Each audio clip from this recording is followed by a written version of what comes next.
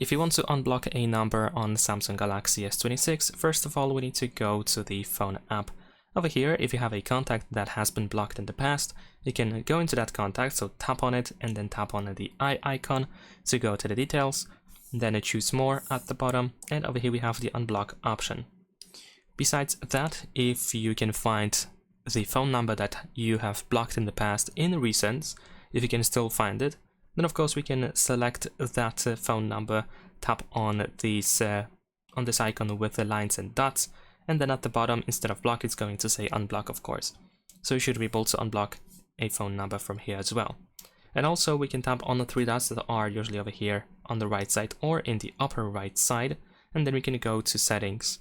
Now in the call settings, go to the block numbers and you can find all phone numbers that are blocked, so you can tap on the minus button on the right side to unblock the specific number. Leave a like and subscribe.